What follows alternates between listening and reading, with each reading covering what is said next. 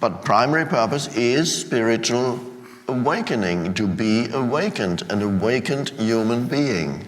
And this is what an awakened human being is. What is an awakened human? They know, at first hand, their essential beingness in any situation, in any moment.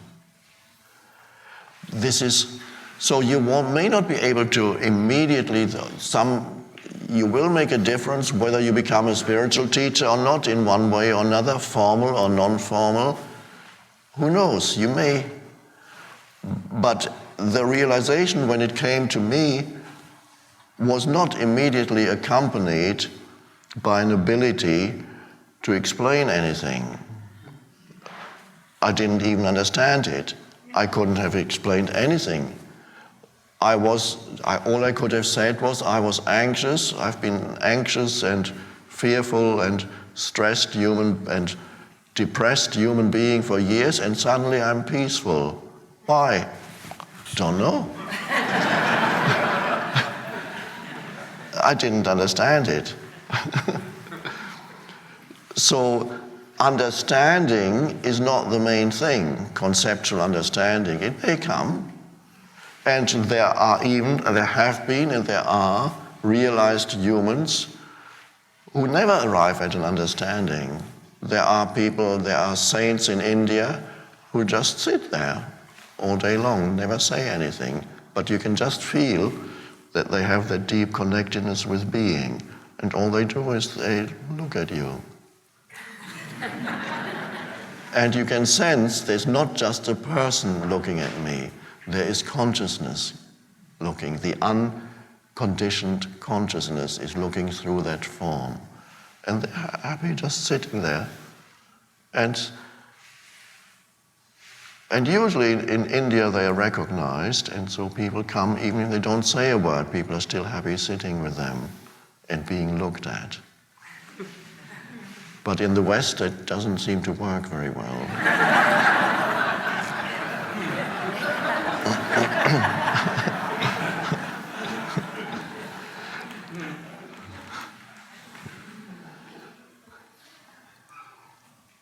So it's the Course in Miracles, of course, has a nice a quote from the Course in Miracles: "Your understanding is not a powerful contribution to the truth."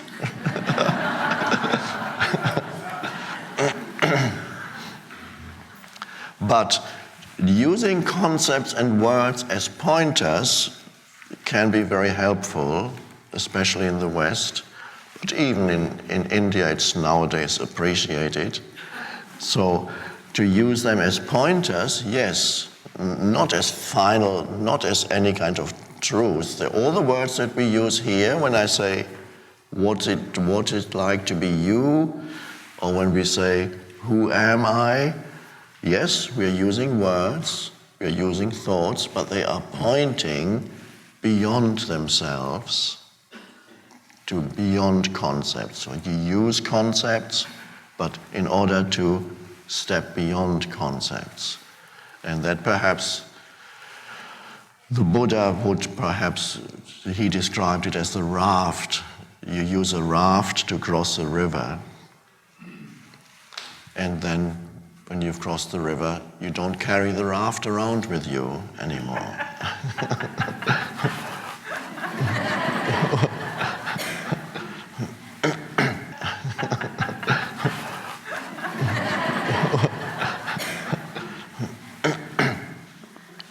So it is, once you have even had a glimpse of it, you can choose to, another way of saying it is, it has chosen you, but let's put that aside. There are many different perspectives, one can look at it from many different perspectives. Once you've had a glimpse, you can then invite it into your life, so to speak, and so that you begin, and then another word, we have to use it in quotation marks, you then begin to practice that embodying that presence in addition to dealing with your daily life. And so you start with simple things, and then you will be it will be an amazing revelation when suddenly you find yourself in a situation that otherwise, or in the past, would have been a conflict situation and you feel in the background of yourself, you can feel a certain spacious presence, even while you're talking and listening to the others. That also means there is a rootedness there in being. It's another way of putting it, that is that removes fear from your life. Nothing else will really remove the fear that is your lot when to you the surface reality of the senses is the only reality there is. You have to live in fear, even if it's not, you don't actually, it may be just hidden underneath the veneer of confidence, but it's there. It may be hidden underneath anger, but it's there. So when you live, to come back very briefly to the analogy of the sphere, the ball, and we are all faces facing outward. Oh, by the way, this analogy was already used 2,000 years ago by Plotinus, the philosopher. He said we are all like faces looking outward, and people haven't realized the depths of yourself. So when you're living on the surface, of course you live in fear.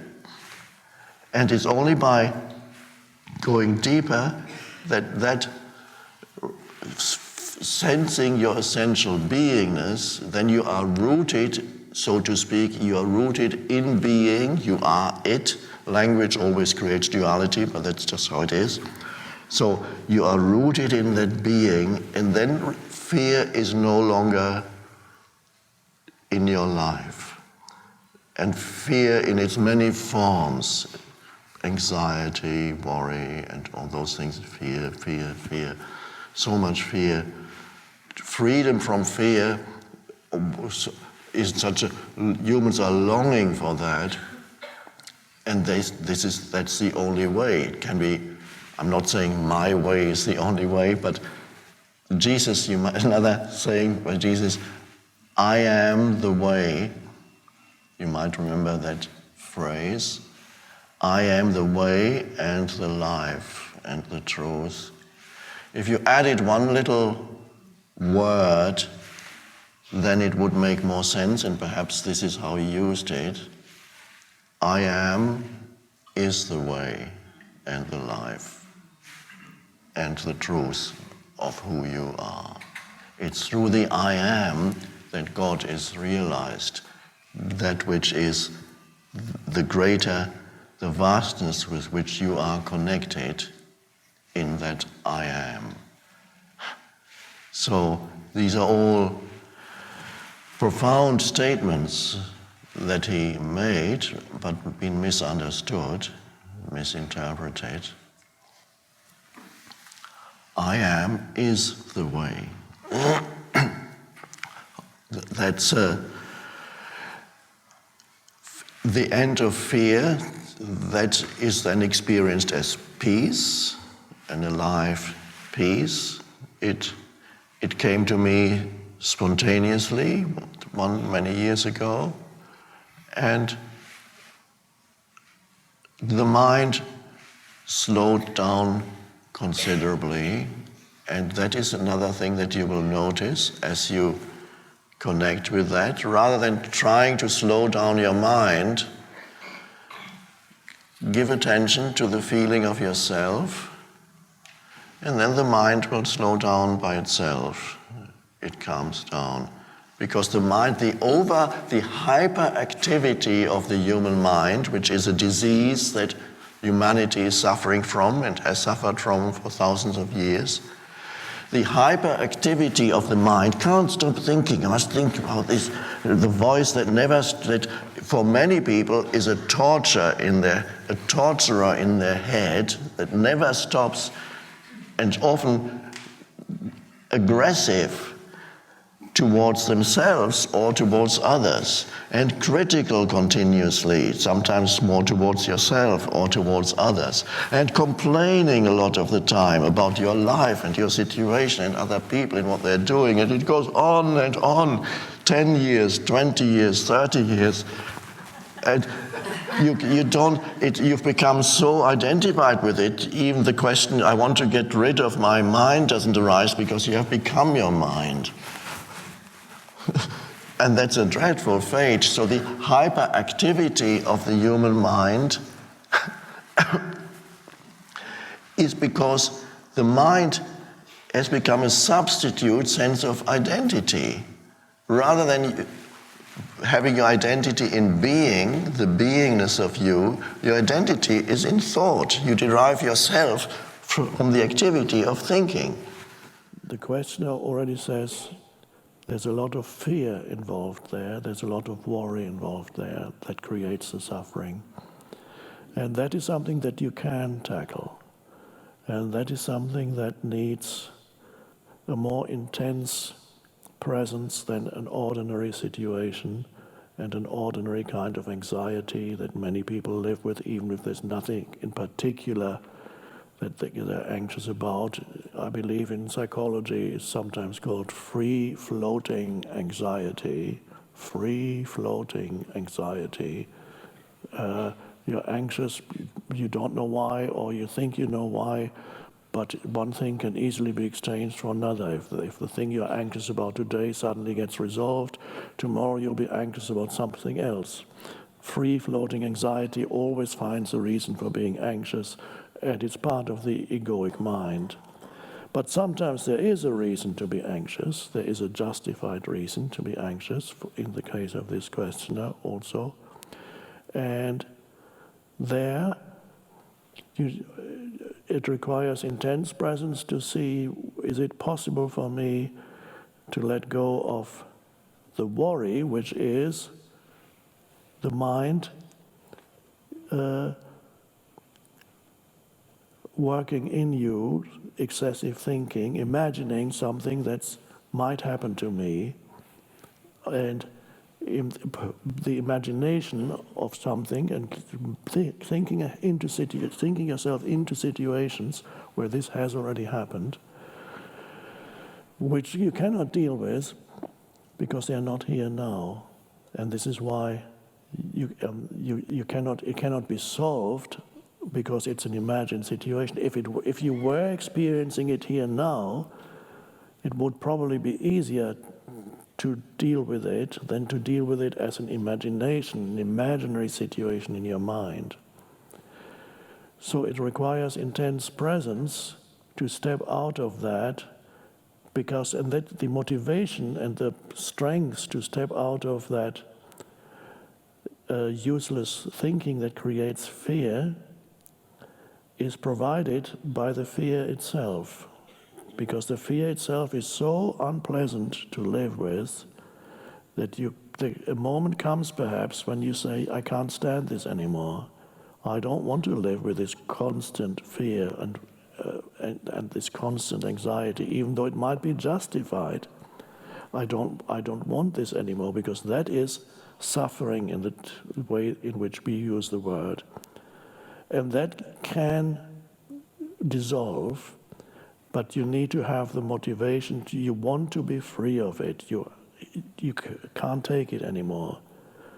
And then, if you truly are fed up with suffering on that level, that provides the motivation for stepping out into intense presence. And it is intense presence that you need when you are in a situation that, like illness, that could be critical or could lead to a critical condition or is already critical, or whatever else it may be. It could be another person close to you, a child, something is going wrong there, physical or otherwise, or somebody close to you,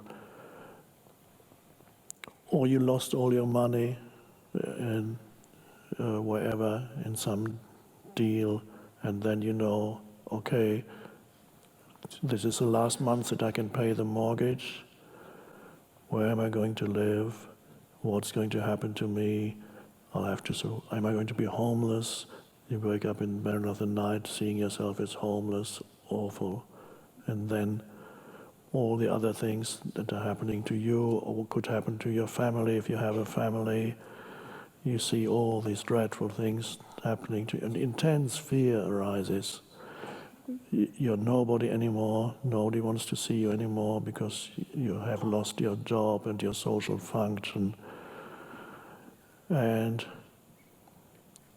some people can't live with that. Some people commit suicide when they lose their social function, or some scandal happens and everybody thinks, before they thought you were great and now they think you're awful.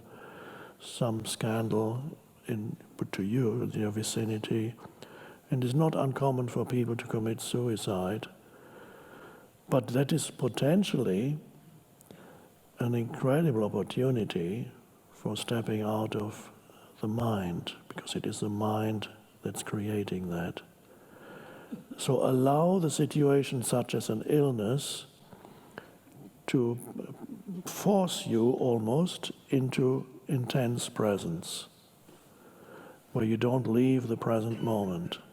And it manifests as this realization that you want to dedicate your life to awakening and that everything else is secondary. Not that you neglect your external affairs, but you realize that in every situation, the primary factor is the state of consciousness that you bring to the situation that determines how the situation unfolds, that determines whether you're reactive or non-reactive.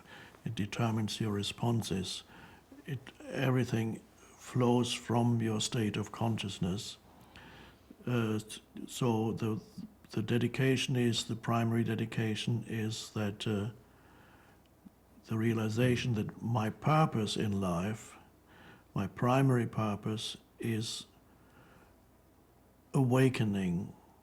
My primary purpose is to live consciously, to be a bringer of consciousness into this world. But when you say my primary purpose is awakening, don't put awakening into the future as a future goal, because that is not helpful. Awakening isn't a future goal. The awakening, the portal into awakening opens up in the present moment, if you take your attention more deeply into the present moment. So it's easy to forget what the primary purpose of your life is. You might understand what I'm talking about, and there may be an inner voice that says, yes, I know that this is true, and yet when situations arise in your daily life, you forget it. You react. You don't respond consciously. The ego comes back. You react, and many people tell me they find themselves continuously reverting back to reactivity and to worry and anxiety and so on. So although you may realize now, here and now, what the primary purpose of your life is, you may forget it the moment the phone rings and you get a challenging message. And so this is to do with integrating the awakened state into your daily life, the most important thing there is. So the School of Awakening is designed to help you with that, so that you learn how to not lose presence when you're being challenged, for example, so that you can learn to live in the two dimensions. You live in this world and you are rooted in being or presence. This is the dance of life between the world of form and the world of spirit or the unmanifested, and you, of course, your root is in in the dimension of being, in the dimension of the unmanifested, the deep I, as I call it. But that the world will try to pull you continuously out of that deep I back into the surface I, which is the historical person. So practice can be very helpful, and probably the School of Awakening will help quite a few people in this essential task of integrating the awakening consciousness into their daily life. That is vital.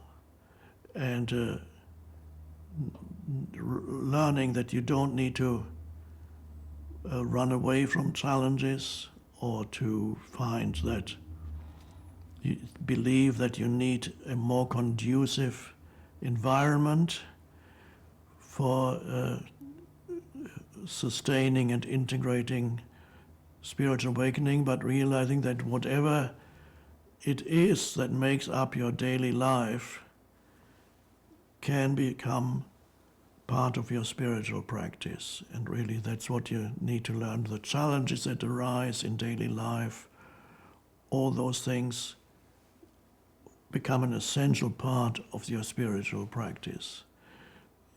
Instead of demanding that life should give you space and opportunity to practice undisturbed.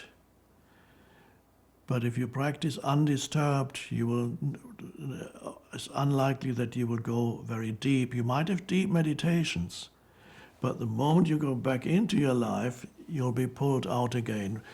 If you go to an ashram for a year, not that there's anything wrong, for some people it might be a good thing, but generally speaking, if you go to an ashram for a year and meditate and the food is brought to you, you don't have to do anything. You might even get lovely massages and lovely fresh food. You might go quite deep in meditation, but it will not be really deep because it has never been exposed to the winds and the storms of everyday life. You will be like a greenhouse or hothouse plant that grew very quickly, but the moment you take it out of the greenhouse into the open, it can't stand the assault by the elements and it withers. So you don't want to be like that. So use what you have. That's part of the teaching of the School of Awakening. The dance between being and doing, between the unmanifested and the manifested, between the deep I and the surface I. So that's to achieve mastery of this is really the purpose of your life.